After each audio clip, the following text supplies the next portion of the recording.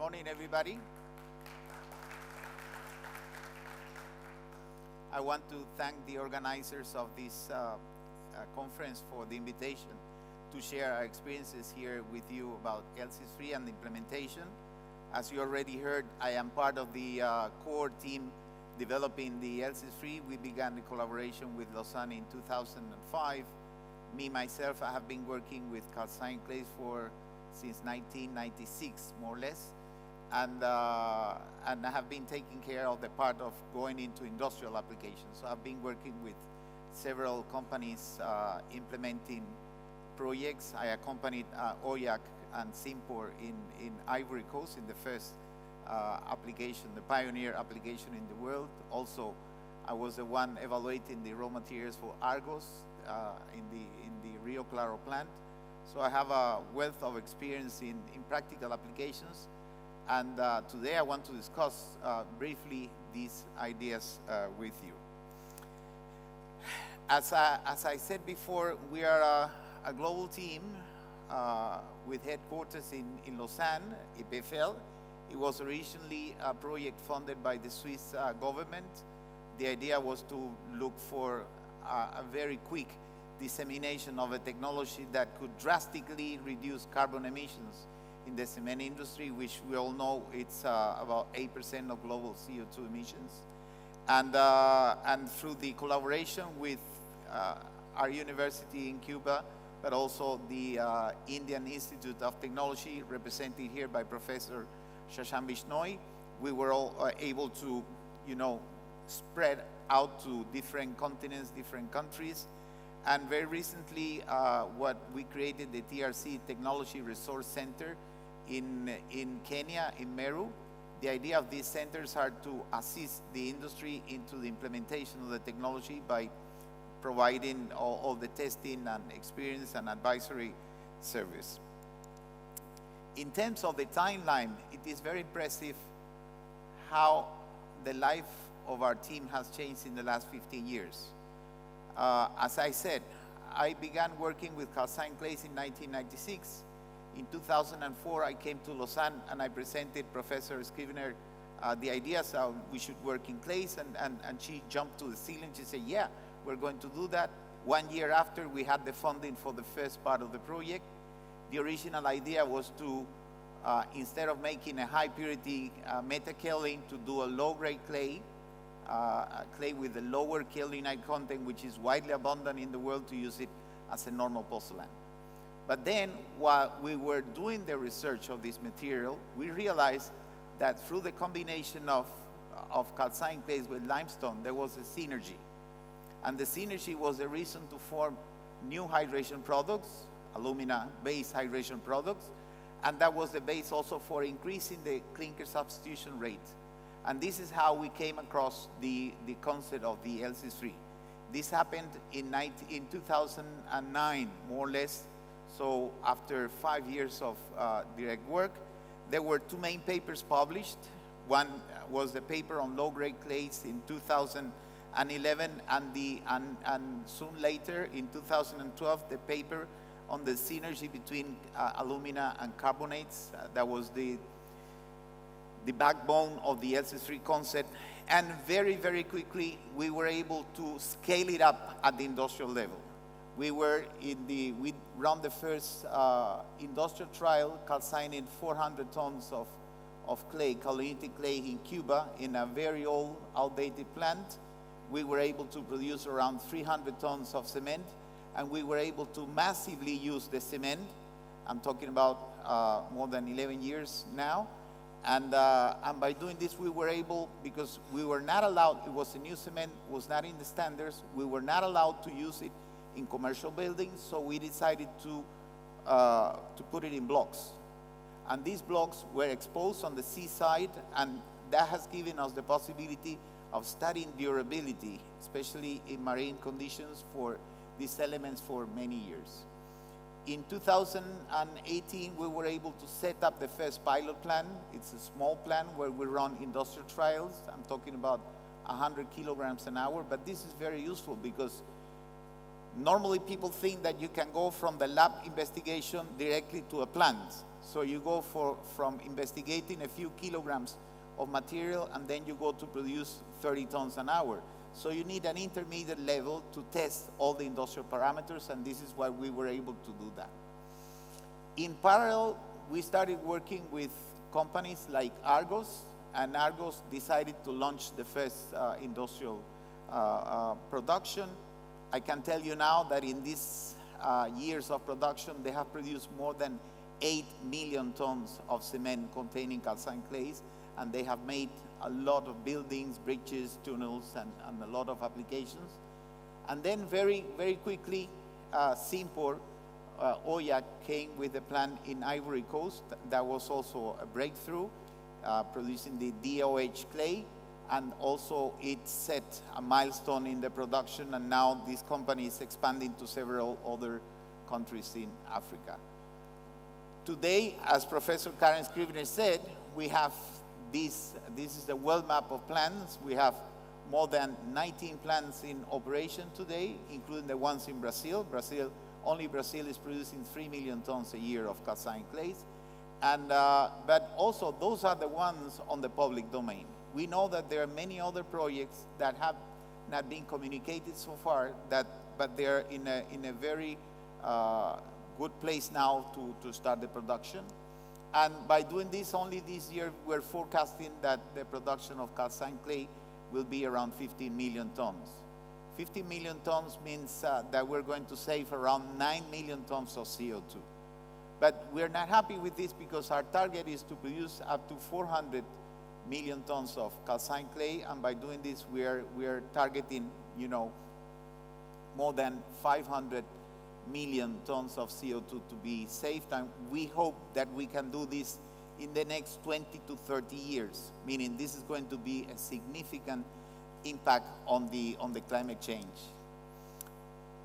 All of this massive advancement, because you realize in less than 15 years, we have been able to develop a new product, to develop the technology, to implement it in real life projects.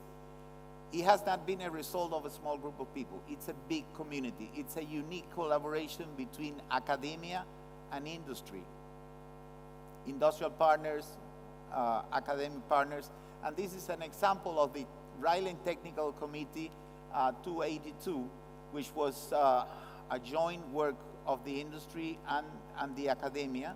More than 70 people, scientists, industrials, worked together for 5 years, and they prepared, they went through all the fields related to calcined clay production, use, investigation, and there's a topical collection of 10 papers published in Materials and Structure doing this. Also, when you realize the amount of groups working in that area, you realize that there's a lot of art scientists working in that, in also distributed throughout the world. So right now, I tell you, almost everywhere, there's no country where people are not investigating on calcined clays. Everybody is looking for calcined clays, and everybody reckons that this is going to be the future of the industry. So to summarize this, we right now, after 10 plus years, we have a knowledge and experience of how to choose the clays. We know how to choose the clays now. We can tell them, these clays are suitable, these clays are not good. We have different choices. Machinery producers, today we have more than 9 companies offering equipment for clay calcination. Some of them are here in the fair, and they have stands, but it's no longer a problem to have access to suitable machinery for clay calcination and also for grinding the clays.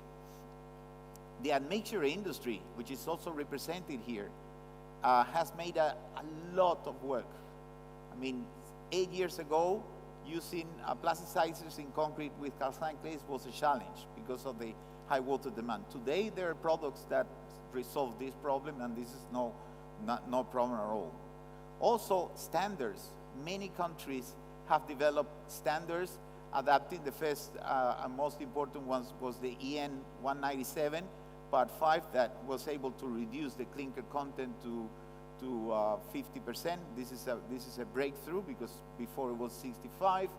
But also when you look at the US, the ASTM C595 already has that. In India, Professor Bishnoi was able to get the Indian Standards Committee to approve a standard representing the LC3 with lower content.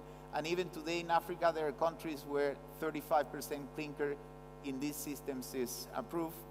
We have, as Professor Scrivener presented, we have a critical mass of successful applications. So today, nobody can question that this is a lab development, a scientific development. It's also an industrial process. We have evidence of very good durability, especially in marine conditions. And we have proven that we are able to reduce the carbon emissions. Very few technologies scale up so quickly. I'm talking about technologies like geopolymers, for instance. They have been there.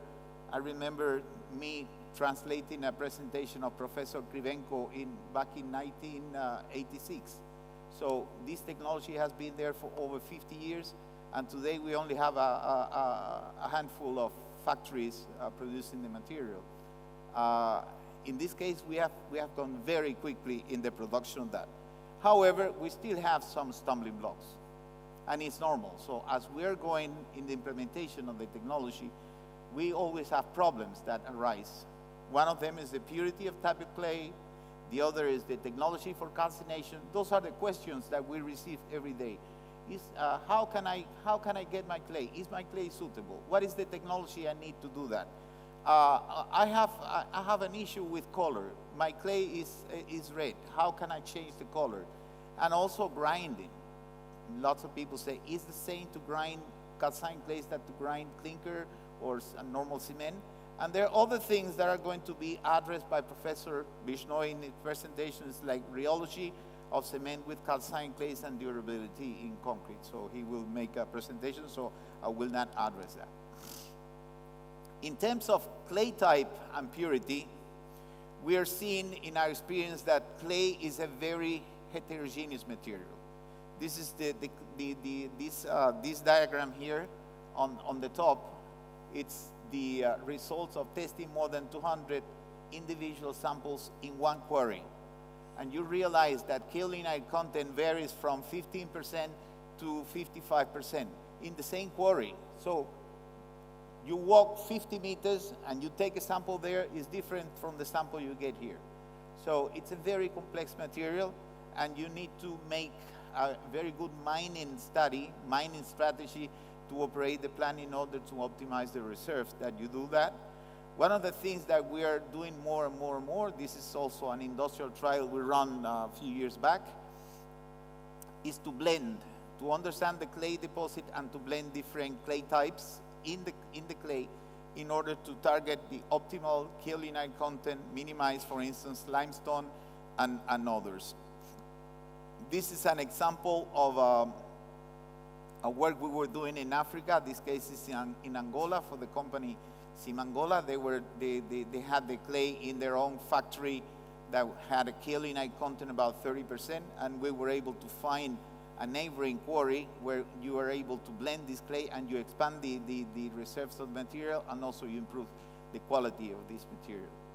As Professor Scrivener said, we are now targeting 40%, but in recent projects we have realized that you can even have a lower kaolinite content. I'm talking about 35% kaolinite content, and still you get very, very good results. This is also the result of optimization of that. In terms of calcination technology, everybody's asking, is there a difference between the different calcination technologies? Is it better to use a flash? Is it better to use a rotary? There are issues of economics. I will not go into these issues. I will go only into the reactivity of the material, because when you see right now in the world, it's a trade-off. I mean, more or less half of the plants are made on rotary, the others are made on flash. I mean, there are different options for people. There are other technologies, but they are not so matured right now, so so companies are not using them. I have an issue here. Yeah. This is for you to have an idea of the installed capacity. Also, there's no agreement, there's no real trend in terms of what is the daily capacity. You have plants that are producing as low as 100 tons per day, and there are others that are producing 1,200 tons per day. So there is a great variation also in there. It depends on the local conditions of the plant, but this is also very important to consider. Then you have the option of flash calciner. Today there are several companies producing very good flash calciners in the world. And you also have the issue, the possibility of a rotary kiln. Every technology has advantages and disadvantages, and they have been discussed elsewhere, and everybody knows the advantages and disadvantages of the technology. What we did was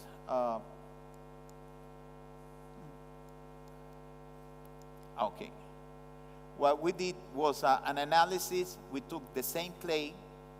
We have pilot facilities for rotary, but also for flash.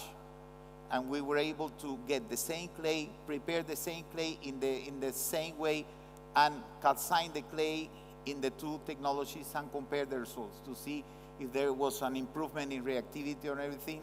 The first thing we realized that we were, where you see there, static calcination, this is rotary, and then you see FC, this is flash calcination. We were calcining, the optimal temperature was 900, and in rotary we were using 750, and we had the same amount of amorphous, which is more or less an indirect indicative of reactivity of the material.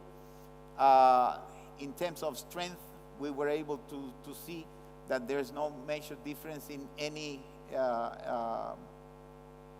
age of the strength of the material, so it's very much the same, and I encourage you to check the paper that we have published on that. So basically you can say that you get the same product using any of the two technologies. Then you have to go into the issues of economics, cost, and everything, but this is not the aim of this. In terms of color, it was already discussed by Karen Scrivener that many companies don't like to have a reddish or a pinkish cement. But I can tell you, if you have a clay with a low kaolinite content and you want to boost the reactivity of this clay, like you see here, one of the things you shouldn't do is to do color control, because the presence of iron creates some amorphicity in the system that enhances the reactivity of this material, and this is already proven. You see, we're talking about a clay here that has 47% kaolinite content, and another clay that has 72%, and this one, if you don't do color control, you can improve the reactivity. But okay, I understand the point that many people don't want to have a red cement, so what you can do is you can control the cooling conditions in the system. This is also a paper I published on that, and in practical terms, what you have to do is in the cooling chamber to introduce or to find a way to do the cooling of the system in a reducing atmosphere, so that you can have different phases of iron, either hematite, which is red, or magnetite, which is black. We have clear evidence of that doing the test. This is a result of testing different clays with different iron contents, different things. What we're seeing is that when you have a very high iron content, I'm talking about higher iron, higher than 10%, you begin to see a drop in the specific surface that can basically compromise the reactivity of the material. But when you go and measure in cementitious system, the impact is not, even for the higher iron content, the impact is not very relevant in terms of the reactivity. In terms of grinding, this is also challenging because we're having a ternary binder. You have many products at the same time, different hardness of these products, so you can have over-grinding or under-grinding of some materials. When we run the first industrial trial, we were having, this is the residue on the 90 micron sieve, and we were having the clinker very coarse, and we were having the calcined clay very fine, which is the worst case scenario, because you have a low reactivity in your system and you have a very high water demand in your system. So, but this is how we ran the first trial back in 2013. We didn't have the knowledge we have today. And, but then we realized that it is as easy as using commercial normal grinding aids, especially of the types TIPA, TEPA. So TEA, TIPA, they work because the problem is that you create coatings on the steel balls. And these coatings prevent, and also on the walls of the mill, prevent the clinker grains to be further ground. And only by doing this, when you check here, we were able to sort out the different fractions and to measure the amount of clinker in the different fractions, and we were able to see that if you increase the dosage of grinding aids, you increase the amount of fine clinker, very fine clinker on the 7 microns at the cost of reducing the very coarse clinker. And this is having an impact there. Unfortunately, it's not, there, an impact. You see, you're able to raise the strength from 8 megapascal at one day to 12 megapascal at one day. So there's a lot of tricks you can play with your cement, especially if you want to have a high early age strength. I mean, 1 day, 2 days, 3 days. You can play also with the sulfates, with the alkalis. There's many tricks that you can do that. And the other thing that we're doing more and more, especially for the ready-mix industry, is instead of producing a cement, we're doing a separate grinding, and we're producing mineral additions. Either what we call LC2, which is blending 60% of calcine clay, 30%, 35% limestone, and 5% gypsum. Gypsum, people always ask, why gypsum? Because you need to sulfate the system. Because of the high specific surface, there's a boost on the hydration of the product, so you need to put more gypsum in the system. You put it automatically there. And also in cases where you're using Portland limestone cement, instead of making LC3, we take out the limestone and we use the so-called C2. In both cases, we're having outstanding results. And this is a good option for the ready-mix industry to extend their Portland cement, the use of Portland cement. With this, I come to the concluding part of my presentation. I mean, as conclusions, you have seen that in a relatively short period of time,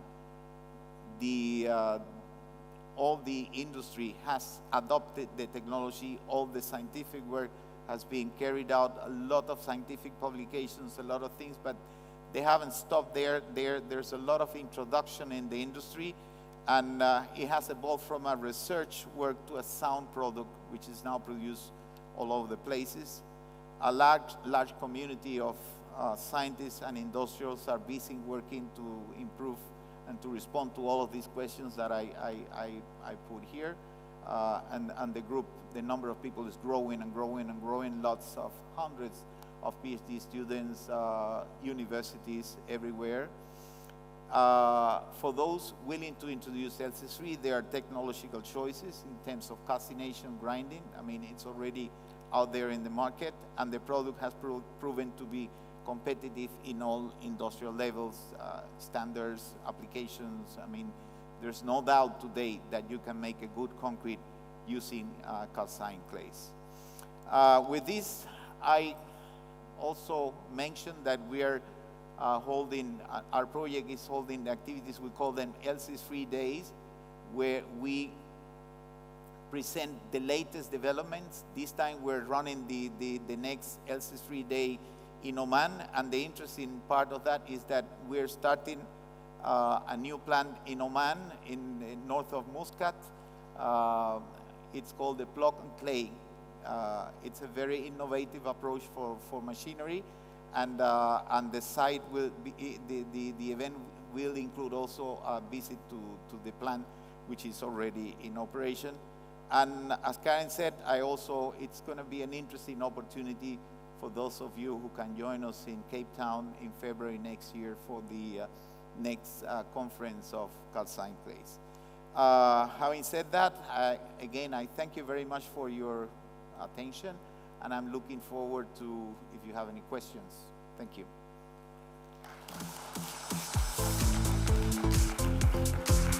Thank you so much for a wonderful talk.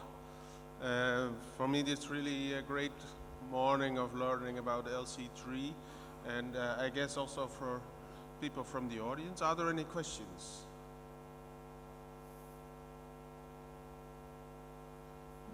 Yeah, I see there one question.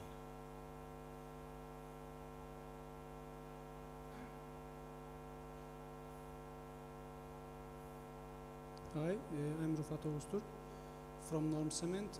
We are looking for the technologies for the calcined clay, but I'm interested in is there any chemicals to reduce the water demand of the LC3 type cement? As we know, it's high water demand cement compared to normal Portland cement. Can you please speak louder? Yeah, Cool. can you hear me? Okay. Now, yes. Now it's better, yeah. Yeah. Is there any test or something you did that to reduce the water demand of the LC3 type cement? As we know, the LC3 type cement's water demand is a bit higher than the ordinary Portland cement. So you showed some chemicals, test with chemicals, amine or etc. Is there any test to reduce the water demand? So the question is, is it possible to reduce the water content? Yeah, water demand, water content. Water demand. Water demand, yes. Well, as I said, the industry has done a great work. There are networks like Innovandi, where they have projects trying to understand at the fundamental level why are calcined clays increasing the water demand. Right now we have the knowledge, we know what is happening there, and the moment you have the knowledge, you are able to tackle that.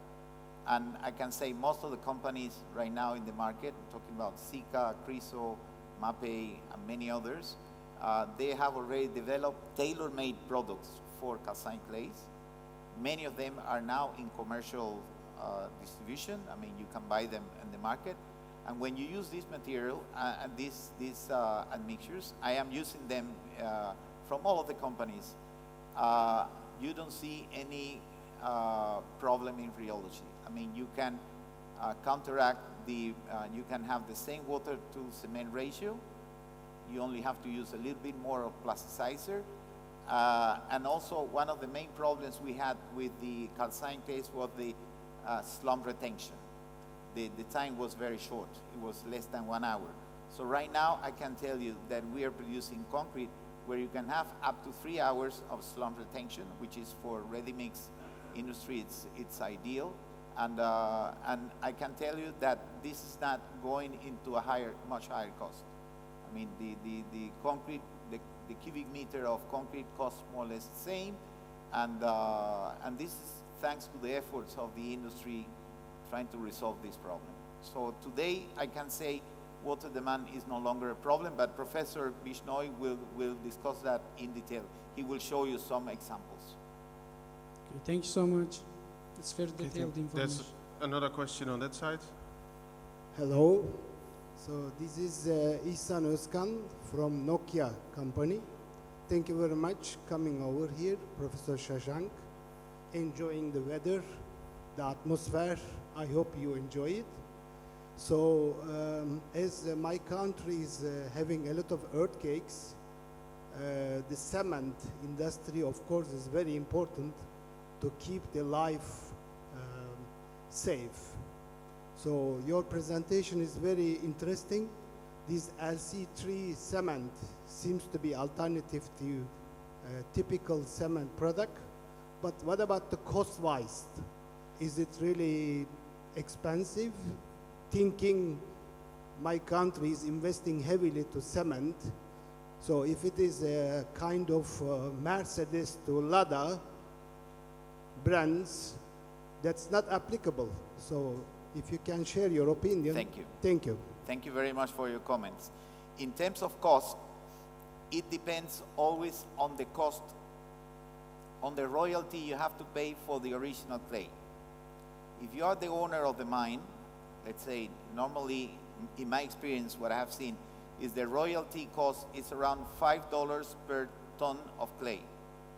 So if you manage to keep the royalty cost below $5 per ton, because there are places where you have to pay $20 for a ton of clay in North America and some other places when you buy from third parties. But if you manage to keep the cost below $5 per ton, the total cost of calcined clay will be below $15 per ton. So it's a very good cost. When you compare it to the cost of clinker, which is between 35 to 45 US dollars per ton, it's very. But again, this is not a rule. It depends on the royalty cost, it depends on the technology you're using, it depends on the local context, the cost of transportation and everything, but more or less as I can say the cost of calcined clay ranges between 15 to 25 US dollars per ton. Worst case scenario, 25, best case scenario, 15 US dollars per ton, more or less. Thank you very much. Thank you. Oh, I see more questions popping up. There's a question over there. While the mic is walking there, I'll make a climate comment. I think that for you, Cuba has a very good climate, right? Coming from Netherlands, the climate benefit of being here a couple of days was bigger. Yeah, but we have hurricanes too. All right, yeah. And hurricanes, because of climate change, they are getting worse and worse. Right. Okay, next question, please. Who has the microphone now? There, yeah. This is Hakan Arden Kahraman. I'm quite interested about the color concept you mentioned, that the market has got somehow has got this perception, accepting the pink or reddish color. Sometimes playing on the weakness, make it to your advantage. Working with maybe architectural firms, etc., accepting the pink or the reddish color as architectural feature, then it becomes a strength rather than weakness in the market. I want to hear your comments on that one. Thank you very much for these questions. All the questions here have been spot on. Very good questions. There's always the issue of color. Normally, the clients think that if they get a cement with the different colors, the company is cheating them. I mean, they're selling you something that is not good. However, we're seeing, for instance, Cement in Switzerland. They are producing LC3. And they decided not to do color control. They are selling a red cement, and people are more than happy with it. Like Karen said, they find it very lovely. We have seen also in India, Shashank and Professor Bishnoi can talk about that. In India, they were producing some tiles out of red cement, and people were willing to pay twice the price of the tiles for the red tiles. So, because normally we're seeing, I have slides in other presentations where you see iconic buildings in Europe. They put pigments in the concrete to make it look red. And the pigments, they are very expensive, first of all, but second, they compromise the properties of concrete. Yes, you can do the color control, but remember that by doing color control, at least you will not improve the properties of your clay, the reactivity of your clay. In the worst case scenario, you will have a small compromise. You will reduce a little bit the reactivity of the calcined clay. As I said before, it does not reflect more or less in the final strength of the cement, so it's irrelevant to put it in a way. But if you don't control the clay, you boost the reactivity of the calcined clay, and that also has an impact on and that was the case of Cement in Switzerland. They had a very low kaolinite content, but by not controlling the color, they were able to boost the reactivity and then yet make a 42.5 cement. So this is an open discussion. I remember Argos in Colombia, there was a big, because it also depends on how you sell the cement. For instance, in South America, 70% of the cement is sold in bags. And the bags are sold in the stores, and people go to the stores. And when people see this red cement, they say, oh, I don't like that. But if you sell the cement in bulk to the ready-mix companies, and when you see a big company using a red cement to produce, it brings confidence to the people. So it's very, and you can also have a campaign to advertise for the color and everything. So there are many things that can be done in that sense. Thank you. Next questioner, please. Yeah.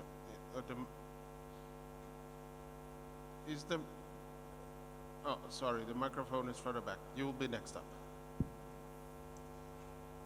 Thank you very much for your presentation. I was just wondering, you told in your presentation that you have been processing calcined clay as rotary and flash in two. And I was wondering if the energy is the same in the two products, like energy consumption wise. I recommend you to check the paper listed there. It was published in International Cement Review, where I did a review of the energy consumption and the ranges in different plants, and yeah, it's more or less the same. More or less the same, because More or less the same. I think It that ranges in depending on the type of technology, and even on the producer of the technology. But it has a range, and the range is more or less the same. okay, because I think in the flash the tonnage is a little bit less than the rotary because of Yeah. the Yeah. okay, but Yeah. the specific energy consumption is more or less the same. The problem with the flash is that normally you have less than 400 kilocalories per kilogram, but then you have to dry the material before you feed the material to the system. And in drying the material, you spend 120, 130 kilocalories per kilogram of material, and then it goes up to 500 or something. So, whereas in the rotary, also depends on the type of rotary. The newest design is a double body, where you have a dryer and a calciner, and the dryer, and there you can get 520 kilocalories per kilogram. I mean, it depends on each case. But yes, it's also an interesting point. Okay, But my point here was to say, because sometimes you see in the literature, the clay in a flash calcination is more reactive than the clay in a rotary. As far as I am concerned, this is not true. Okay, understand. And I have scientific proofs of that. And also there are other groups working on that, and they have similar conclusions. Okay, thank you very much. Okay, thank you. The next questioner is over there. The microphone is coming to you.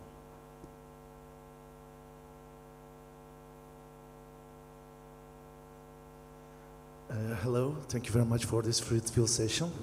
And I have a question about alternative raw material that replaced the metakaolin. Before producing the metakaolin, you are using mainly kaolinites. So, yeah, you mentioned about different alternative like drying savage sludge or the dry sediments and other stuff replacing the kaolinites. So, do you have any real example in the world that making this kind of production and they have some good durability in terms of the aspect, rheology and physical things? The Yeah. first question is that. I This have is the second also- question. Thank you very much also for the question. This is very interesting because in many countries, for instance in China, you are not allowed to open a new pit. Meaning even if you have the clay quarry, you can start extracting the clay. So you have to go to waste materials, waste from other products. We are seeing very interesting results in the dredging sediments.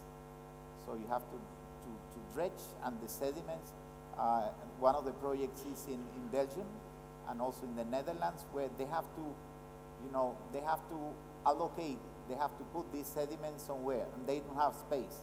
Those are very small countries, and they have to pay a lot for the space. And in this case, they are recycling the material. The problem in these dredging sediments is that the kaolinite content is a little bit low. We're seeing this is between 30 to 35% kaolinitic clays, but also you have 2-to-1 clays in there.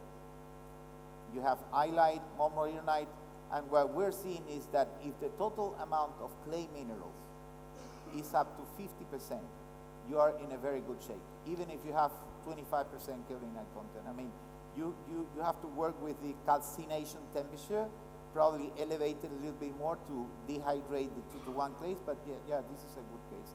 Another interesting case, very interesting case, and I've seen this in Portugal, in the US, and also in many places in South America, where you have a plant producing sand. You extract the sand from the quarry, you have a trommel where you wash the sand, and you get at the end a slurry, and this slurry goes to these press filters, and the material coming out of these press filters is very pure material. I tell you, in Portugal, kaolinite content is around 60 to 70% kaolinite content, and this is a waste material. It's only a company. There's a company in Portugal that is producing 10,000 tons of sand per day, and they are producing 1,000 tons of this waste per day. And they're dumping it in a place, and it's full of, it's like a place, and they don't have a market for this material. And this is a very interesting opportunity. This is happening all over the places in the US and also in South America. So this is also an interesting opportunity. Thanks. Thank you for the answer. And the second question is about the alternative fuel. You mentioned about the Jura cement. If I'm not mistaken, they are using 90% of alternative fuel during their traditional production of cement. Are they using alternative fuel in case of the clay calcination, calcined clay production, I mean? No, because they had access to an existing quarry that had all the permits and everything, so they were able to exploit. Their problem is that this quarry, typical of the geology in Switzerland, is low in kaolinite, so they have kaolinite content around 30%, but they have also 2-to-1 clays. I'm asking the alternative fuel. Fuel, not raw material. I mean the coal, coke, petcoke, something. The fuel, alternative fuel. Alternative fuel. There's a lot done in that area. For instance, I can tell you there's a new plant now commissioned in Spain that is going to have a biomass gasifier next to the plant, so coupled to the kiln. And by using this, it's going to use between 80 to 90% biomass. So only 10% solid fuel, coal. And we're estimating that we're going to drop the carbon emissions from 220 down to 40 to 50 kilograms per ton. That is going to have a huge impact in the total CO2 content of the cement using there. Okay. Thank you very much. Okay, thank you. I think there is a gentleman over there with a question. So could you pass maybe the microphone?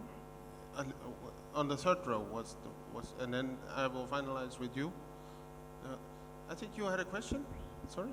No? Okay, then please go ahead. Thank you, Fernando, and your team's good presentations. And also thank you, Karan and teams, for the research of the calcined clay. You can give the add value for the LC3. And I wanted to say that all cement producers, we can use these two professors' experience in the productions of the LC3. Only I wanted to say, add your ideas, one thing, is the alternative fuels in Ivory Coast simple calcined clay production lines, 100 we can use the calcine in the calcined clay. We reached the 100% is the biomass we can use. Also, I give the small correction for your presentation. In the Ivory Coast, starting the production lines 2021, 30 August. The 30 August is very important for the Turkish life. Therefore, this is the important things. Another one is the 23 is 29 October is the Cameroon. I believe we can starting the Ghana end of this year, and the Suzelas plant that is Simpor in the Portugal end of the first quarter of the next year. Have the more opportunity all the world for produce the LC3, and I want to say that the all research for you. Thanks a lot again. Thank you. Thank you very much. Thank you. And with that, I would like to... If I may reply very quickly? Sure. Yeah. Certainly. Thank you very much, Mr. Swat. It's really an honor to talk to you and to listen to your comments. I will change the presentation because I used the information that was on the public domain. It was mentioned in 2023. I know you started before because I was part of that. But yes, I will, now that you're saying this, and I have to say also that Simpor is a world leader in calcined clay productions. This is why it is even more interesting for me to be here and to share my experiences with you. Thank you very much. Thank you. Thank you so much for this wonderful lecture. In view of the time, I think we move on to the third speaker, but I'm certain that during coffee break or lunch, maybe you will be available. Thank you so much. You're welcome.